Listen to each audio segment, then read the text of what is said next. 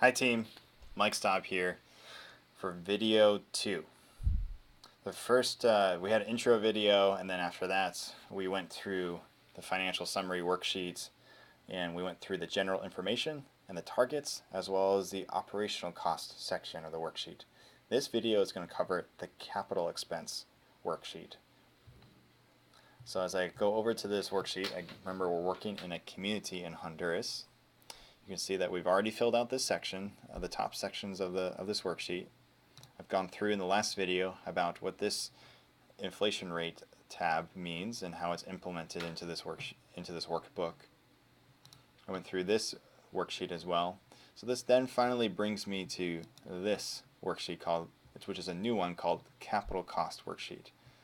Now the idea behind this worksheet is to provide a central location where we can document the material costs that go into each of our projects. And this in some ways is already done in the PBE, but also remember that the PBE estimates a number of different things, including contingency, labor, materials, time and vehicle time back and forth to the community, man days. So all of this is implemented into what we call the capital cost for a project. This worksheet is just asking you to estimate the material costs, and the material costs not later and into the future, but today. So if we were to purchase a pump today in your local currency, how much would that cost? Now you may remember this is a similar exercise to what took place on this worksheet a number in previous versions in this replacement cost section. But you can see it is gone away and it is no longer here. And this exercise is taking place on this worksheet instead. Again, I've highlighted this. This worksheet is to reflect material costs if the equipment was to be purchased today. Also, a big change is it's asking the cost to be input into the local currency. So in this case, I carried over from a previous example. This is in shillings in Uganda. It really should be in the local currency of Honduras. So I'm going to say HNL, or the Honduras and Lempira, and 24, and you'll see that this automatically changes. So we're asking each of you to fill out this worksheet with what you believe the material cost to be in the community. And there's been some suggestion here in this table, but again, I would not expect that these numbers to be copied and pasted. First of all, not all of these parts of the system will be in every project, and furthermore, these are likely to have some level of inaccuracy. We assume that you would have the expertise to know what the level of cost in each community installation is. However, if there's a situation where you are stuck and cannot have trouble figuring out this number, I encourage you to either contact our engineering team here in Charleston, or even consult some of your teams in the country offices. But these numbers can also be used here in this table as well. And it can certainly serve as a guide to see whether you're in the ballpark. So that way, if we say in this a drilled well is 84,000 and you put in 800 and you submit it this way, this should provide a red flag that this 800 is no way comparable to 84,000. So it's supposed to be a rough guide and not an exact guide. And again, we look to your experience within the field to be able to estimate these.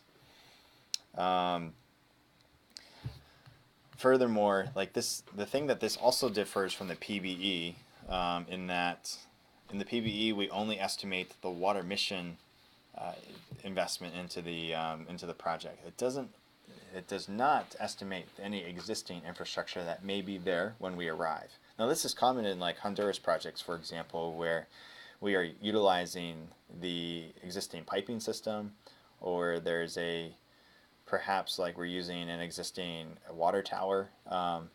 While this doesn't require any additional cost to water mission to be able to set up, it still should be estimated into the water price for the overall system. So after making these notes and these distinctions, I'm going to go ahead and fill out this worksheet, assuming that that for this community that we are simulating. And just one more note on this table: it will automatically update whenever you change the exchange rate. So I said it's 24 in this community. Let's say it is actually Uganda. And say ignore the pie graph for the moment, and you'll see that these numbers automatically update. So then if I go back and I change it back to Honduras, you will see that it will also change back.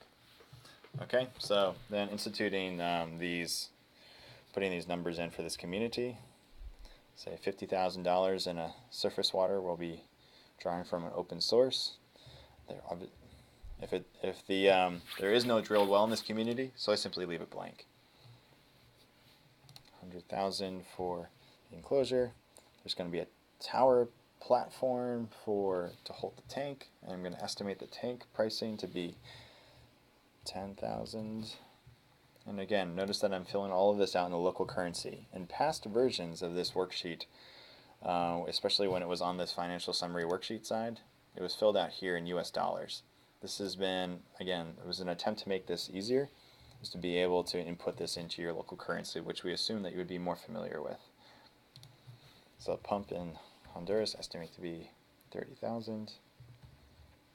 Controls, let's say there's 75,000 in piping, 20,000 in tap stands. I said 20,000, so I'll put a number in again. Say LWTS. And I'm going to say that this is other section, which is supposed to be used to capture any equipment that is not here listed in this section. So I'm going to say in this community, there's some additional water treatment equipment that needs to be installed. So I put the word specify. So in this case, we'll say additional water treatment, and this is necessary for iron removal in the community. It's not needed in most projects, but in this community, we'll just pretend that it is. So I go ahead and type that in. Let's change my spelling mistake,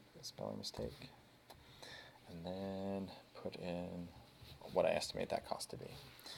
And you see as I fill this out that that this automatically updates in local currency as well as in US dollars what the final pricing is. I see that I forgot to put in some numbers for electrical wiring. I'm going to put that number in as well. Again, this seems to update pretty easily. I think this number's too low, so I'm going to increase it again. There we go. I think I feel more comfortable with this. And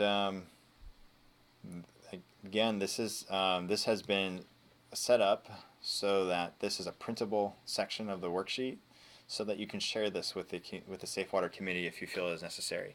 We think in some cases it's appropriate to share with the community what has been invested in the project and have some sort of estimate as to the amount of equipment that they are managing and the cost of that. So this is supposed to be an easy printout, and this is required in the next section and next video I'm going to go over when you're filling out the repair and replacement cost. So again, even though it's on a separate worksheet and we don't see it imported here, we don't see it showing up here, it is still important and will factor into some calculations on the next worksheet, which I will go over in the next video. Please, if there's anything that's unclear about this, there's some additional some notes here, as well as an overall guide that I have written up to help maybe explain in a bit further detail than what I've done in this video. But again, please don't hesitate to reach out to me if there's any additional questions or if there's any way I can be of assistance to you on this. Thanks for your attention.